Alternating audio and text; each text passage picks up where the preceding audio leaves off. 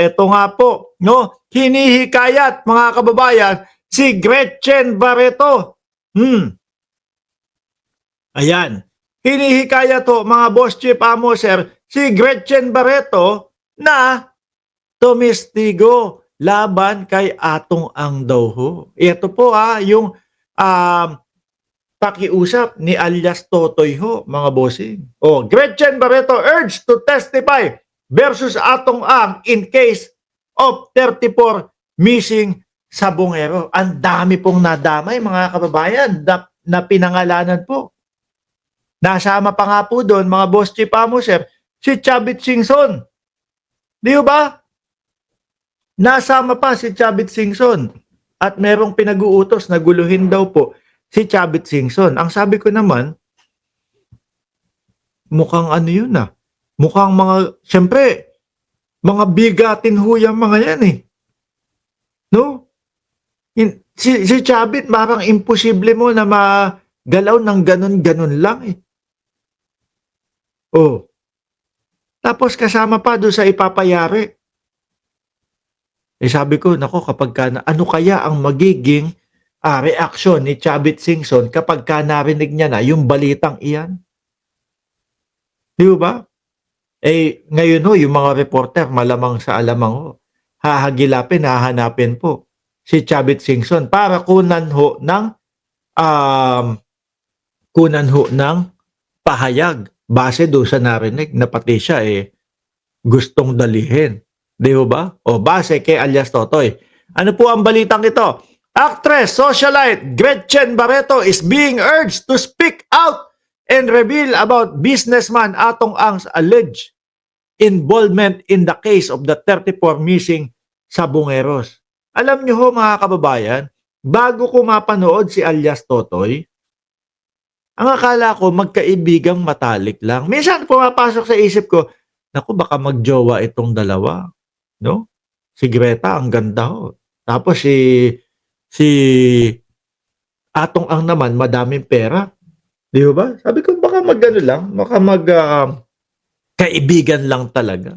Kasi yung iba nating, yung nakikita ho natin, mga bossing, kay Sunshine Cruz, ibang-iba ho kay Greta Di ba? Ibang-iba ho kay Greta, mga kababayan Kay Greta ho, wala lang tagalapag nung manok. Ganun lang. Pero kay Sunshine Cruz, with matching tuka. Di ba? Kikis. Pagkalapag nung manok, kiss. Pagka panalo, kiss. Ganun yung kay ano. Pero ang sabi ni alias Totoy, naku, natutulog magkatabi ang dalawa na yan. Sabi ko, tama nga yata yung naiisip ko na baka meron silang relasyon. Anyway, the appeal was made by Julie Dondon Patidongan, alias Totoy, who previously identified Ang as the alleged mastermind behind the disappearance of the cockfighters and also alluded to Barreto's alleged link to the case, citing their close association in the past. At nasabi pa ho, mga bossing ni alias Totoy, kumbaga nag-meeting sila. Yung tinatawag na Alpha nga o A, yung Group A o Alpha. Kapag kahinayaan daw po na gano'n ang mangyayari at merong mga pumipirata doon sa kanilang isabong, maapektuhan yung kita. At nabanggit doon, pumayag si Greta na gano'n nga ang sapitin ng mga sabongero. They were always together. She knows all of Mr. Atong Ang's secret. If by any chance Ma'am Gretchen is willing to help me, she knows who Mr. Atong Ang is. Ang tanong dito, tutulong kaya si Gretchen Barreto dito kay Atong Ang? Ngayon parang hindi na natin masyadong nakikita nadikit pa sila ni Atong Ang. Medyo less na. O siguro dahil hindi lang tayo nakapokus sa kanila dati, ngayon lang, mga kababayan, baka mamaya, sige, total iba na yung kasama mo ngayon. Si Sunshine Cruz na ang kasama mo ngayon. Sige, magte-testify. Naku po. Pwede kaya? Sabi ni Neng Gigi sa interview ni Christian Esguerra kanina kay Boying Remulla, marami daw ebidensya laban kila Atong Ang at Gretchen at sa iba pang involved. Yung pinakita ho na video no? Yung pinakita ho na video, mga kababayan, ni ano pangalan niya, ni alias Totoy, yun lang ho Isa na sa pwede mong sabihin na, nako, mas paniniwalaan ng mamamayang Pilipino si alias Totoy. Paano ba naman? Tignan mo, may video. Nung nakapiring ho, nakatakip, dalawang face mask nakatakip, kinumpirma ng pamilya. Kapamilya nila yun. Mas lalo po, mga kababayan, na titindi ang paniniwala kay alias Totoy dahil doon. Sabi ni Betty Baniked, di ba asawa ni Kuwangko si Greta? Marites lang. Yun nga po yung pagkakarinig ko Pero sabi ni Patidongan, ni alias Totoy, natutulog daw magkatabi. Baka magkatabi lang naman sa sopa, wala namang nangyayari, di ba?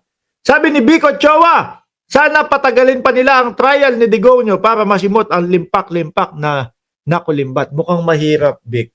No?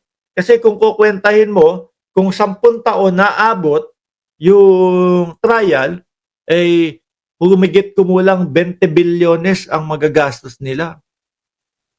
Parang kalahati lang ho yun. Doon sa hinahanap. Di ba? Parang kalahati lang. Hindi pa nga nangalahati doon sa hinahanap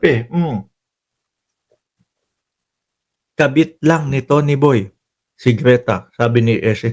Ikaw, Sir Esing, ang dami mong alam na ganyan, ha? Paano kaya ho nga kung mapapayag ni alias Totoy etong si Gretchen Barreto na tumestigo laban kay Atong Ang? Nako po. Madami pa ho tayong susubaybayan dito. At isa pa doon sa hihintayin natin, yung si Chavit Singson. Malamang sa alamang po, mga bossing. Aalma po yan. Aalma po yan. Iba din po ang tikas ng Chavit Singson Di ba? Hindi mo pwede basta-basta sabihan ng ganyan yan na masadawit, masasama. Sabi ni Ma'am Neng Gigi, off topic Mark, saan nakabili ng tamarind juice? Anong brand? Rico yata o Rica, yung pangalan ng tamarind juice. Nagustuhan nung misis ko. Ayun. Bumili ako limang sachet na gano'n kaysa pabalik-balik. Sarap. Anyway, mga bossing, alisin ho natin ito. Ang Malacanang naman ho, mga kababayan, ito may sinasabi po, no? Tungkol din po ito sa mga sabungero. Hindi po papayag ang Malacanang